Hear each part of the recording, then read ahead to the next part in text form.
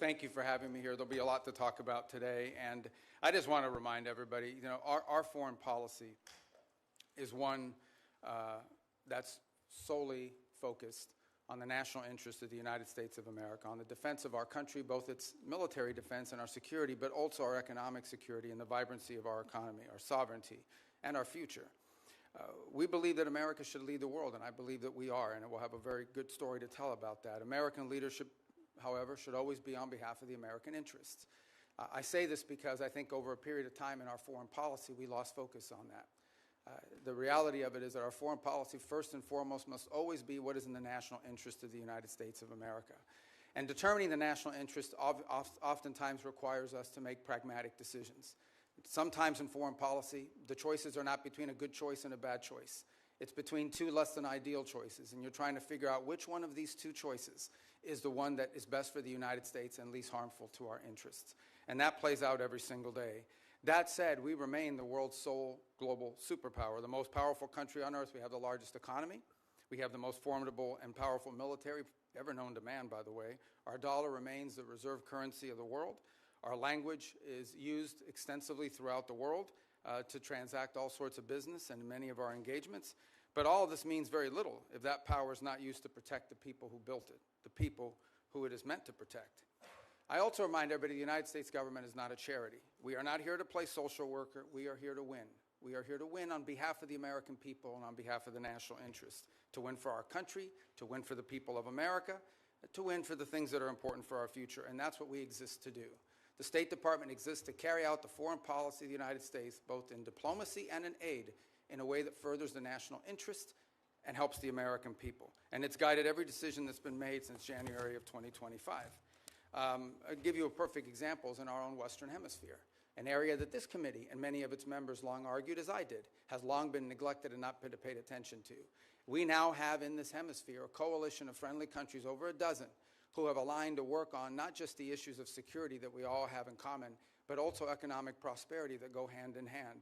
It's an amazing story that basically, other than Nicaragua, other than Cuba, obviously other than Venezuela, remains with some challenges, and of course Brazil, although they're in the midst of an election cycle, and to some extent the current government in Colombia as well, at least the president's been problematic. But generally speaking, it is now a region filled with American allies, American-friendly leaders, and an America-friendly direction. Now, obviously, we have to operationalize that into action after 20 years of neglect, in which China and other global powers have intruded in our Western Hemisphere to the detriment not just of American national interest, but to the detriment, in our view, of the people of those countries as well.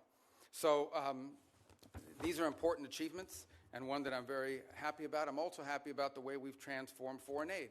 In any transition, there will be, bumps in the road, but largely speaking, if you think about how those programs that existed in the past were failing us, the old model had to be replaced. And the foreign assistance that remains is being brought under the strategic direction of the State Department. So we're not just providing money, we are also seeking outcomes. It's not just how much money you spend on a program, it's whether you're getting outcomes from it. But it's also being guided with our strategic view in mind. And that means that we are able to provide aid not just all over the world, but specifically targeted at those most in need and those places around the world most important to the national interest of the United States. That will remain our guiding principle. That's been our guiding principle in our reforms. So, we can get into a lot of these details in our questions. The bottom line is that all this and more is a reflection of this belief that I outlined at the outset, and that is that foreign policy cannot be separated from economic policy, from border policy, from energy policy, from any of these other spheres that are critical to our national interest.